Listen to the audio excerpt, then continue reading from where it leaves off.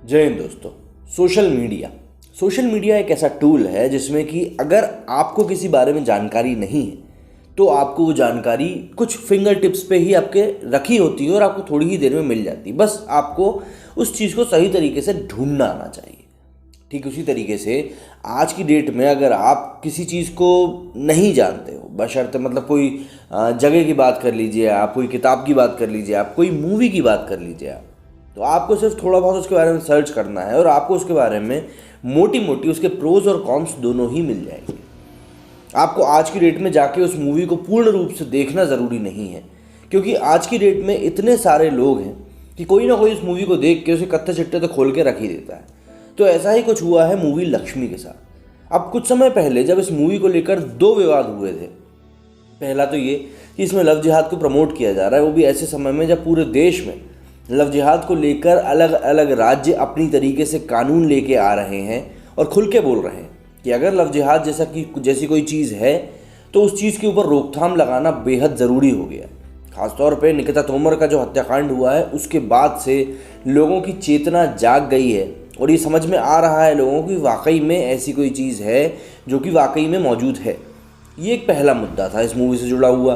ये मुद्दा इसलिए बन गया था क्योंकि जो ओरिजिनल मूवी कांचना है, जिससे ये मूवी कॉपी करके बनाई गई है, कॉपी करने के बाद भी बुरी बनाई गई है, तो उस मूवी में ऐसा कोई भी एंगल नहीं था जो कि दिखाने की कोशिश की गई थी। बल्कि यहाँ पे लक्ष्मी मूवी में ये ऐसा दिखाया गया है कि भैया जो आसिफ का परिवार है वो तो बहुत ही सेक्युलर है और ओपन माइंडेड है, लेकिन जो हमारी एक्ट्रेस है उसका जो परिवार है वो बहुत ही कुंद है और सिर्फ इसी कारण से वो ये नहीं चाहता कि भैया उसकी लड़की की शादी एक मुस्लिम परिवार में। सिंपल तरीके से ये दिखाया गया है और हिंदू परिवार को गलत ठहराया गया है।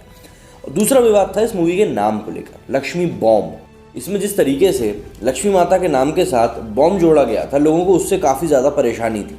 तो भैया जैसे ही मेकर्स को दिखा कि नहीं यार यहाँ पर तो परेशानी ज़्यादा हो सकती है, लोग इस बात को तुल पकड़ सकते हैं और दिक्कतें बढ़ सकती हैं, तो उन्होंने क्या किया, उन्होंने कहा कि चलिए ठीक है, एक काम करते हैं, बॉम्ब हटा देते हैं। भाई लोगों को भी लगा चलो ठीक है, कुछ तो कर रहे हैं। लेकिन लोग यहाँ पे ये बात भूल गए कि असली जो परेशानी की जड़ है वो तो मूवी के अंदर है, जो लोगों ने इस समय तक देखी ही नहीं थी।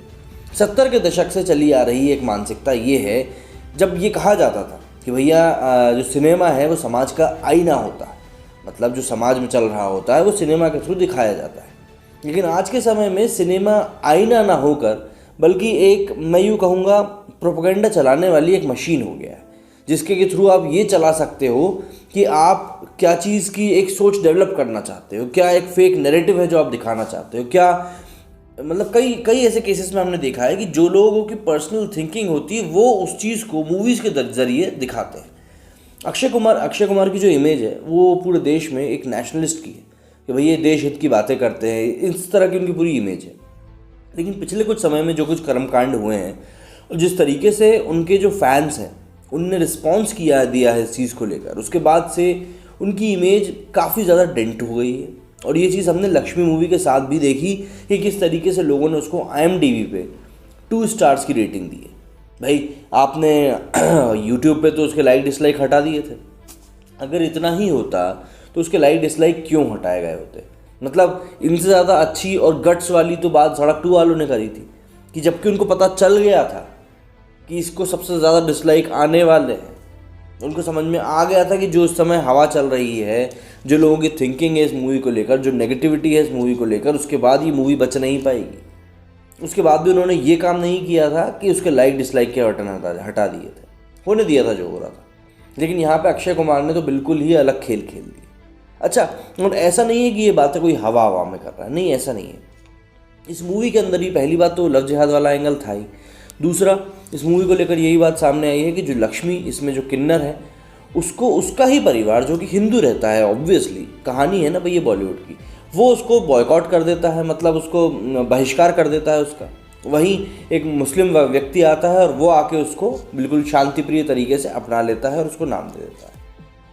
ऐसा ही मूवी के अंत में देखा, जब भैया एक विलन जूते पहन के मंदिर में चला जाता है, लेकिन वहीं जो एक अच्छे मन वाला आसिफ रहता है वो मंदिर के अंदर जा सकता है। तो इस तरीके से कई सारी चीज़ें हैं इस मूवी में दिखाई गई हैं, कई सारी चीज़ें। मैंने इंस्टाग्राम पे कुछ एक लोगों की स्टोरीज़ भी देखी थी, उसमें भी ये चीज़ साफ साफ तौर पे दिख रही थी। मेरी यहाँ पे परेशानी किसी भी धर्म से नहीं है, बात यह है कि जब किसी एक धर्म को ही बार बार बार बार डेंट करने की कोशिश की जाती है, परेशान करने की कोशिश की जाती है, बदनाम करने की कोशिश की जाती है कि भैया जो विलन निकल के आता है, जो छोटी सोच के लोग निकल के आते हैं, जो मतलब बंद दिमाग वाले लोग निकल के आते हैं, वो इसी सोसाइटी से आते हैं। बल्कि जबकि खुले दिमाग के लोग इस सोसाइटी से आते हैं। और हमने देखा है कि बाहर जिस तरह की घटनाएं सामने आई हैं, वो कुछ और ही कहानी बयां करती है। तो इस तरीके से अगर आप इन चीज़ों को देखेंगे तो आपको समझ में आएगा कि नहीं यार, यहाँ कुछ ना कुछ गड़बड़ चल रही है। और पीके मूवी में जो गलती आमिर खान ने करी थी, वही गलती अब यहाँ पे मुझे ऐसा लगता है अक्षय कुमार ने कहीं ना कहीं दोहरा दी। वही एक कांड था पीके मूवी का, जिसके बाद से आमिर खान को लेकर भी बातें तेज़ हो गई थी कि यार कुछ तो है जो यहाँ गलत है, हर चीज़ यहाँ पे सही नहीं। उसके बाद अभी जो वो तुर्की होके आए हैं, उसके बाद से और ज़्यादा लोगों में उनको लेकर नाराज़गी बढ़ गई है। और दूसरी बात, इन लोगों को एक्चुअली क्या है ना, एक हिट फार्मूला पता है कि भैया अगर मूवी से कोई कंट्रोवर्सी जुड़ी होगी तो लोग उसके बारे में बात करेंगे, और उसके बाद अगर आप किसी विशेष वर्ग को उस मूवी के ज़रिए चोट पहुंचा दो तो इतनी ज़्यादा कंट्रोवर्सी क्रिएट हो जाएगी कि लोग उसको देखने के लिए मजबूर हो जाएंगे। और फिर उसके बाद उस कंट्रोवर्सी में थोड़ा सा घी डाल दो, ये बोल के कि हाँ ठीक है, हम थोड़े बहुत बदलाव कर रहे हैं। इससे जो व्यूअर्स हैं उनको थोड़ा सा और संबल मिल जाएगा कि नहीं चलो ठीक है, ये लोग तो सुधर रहे हैं। तो ये एक पूरी मूवी को 100 करोड़ के क्लब में पहुंचाने का एक नया जरिया बन चुका है। ये पिछले कई समय में हमने देखा भी है, समझा भी है, और जिस तरीके से चीज़ें रोल आउट हुई हैं उससे ये चीज़ पूरी तरीके से समझ में आती भी है। लेकिन अब लोगों को ये चीज़ समझ में आ गई है कि ये किस तरीके से एक फेक नैरेटिव को फैलाए जाने का काम किया जा रहा है और किस तरीके से लोगों को बेवकूफ़ बना के थिएटर तक बुलाया जा रहा है। और मतलब लोग समझ में कैसे आ रहा है, लोगों को कैसे समझ में आता है, ये तनिष्क के ऐड के साथ जो गत हुई है उससे समझ में आता है। भाई पहले तनिष्क ने ऐड एक निकाल दिया, वो लव जिहाद वाला, उसको लेकर लोगों ने उसकी पोल पट्टी खोल दी कि भैया आप किस ज़माने में जी रहे हो।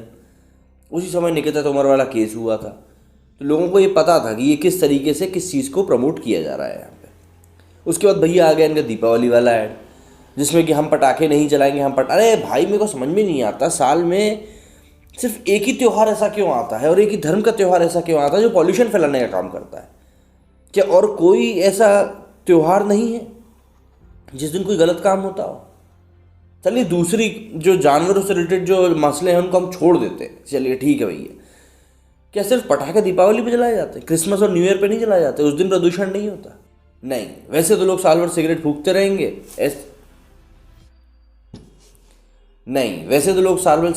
रहेंगे, लेकिन उनको पूरे पॉल्यूशन की चिंता, धरती की चिंता, एनवायरनमेंट की चिंता, लोगों के स्वास्थ्य की चिंता, जानवरों की चिंता, सारी चिंता उनको किस समय होंगी? दीपावली पर। तो मैं उम्मीद करता हूँ कि जो मैं आपको बात समझाना चाहता था आप समझ गए होंगे। इस दीपावली को आप भी उतनी ही धूमधाम से मनाएंगे जितने की तरीके से आपको मनानी चाहिए। बाकी मेरे इस वीडियो में फिलहाल इतना ही। जय हिंद, जय भारत।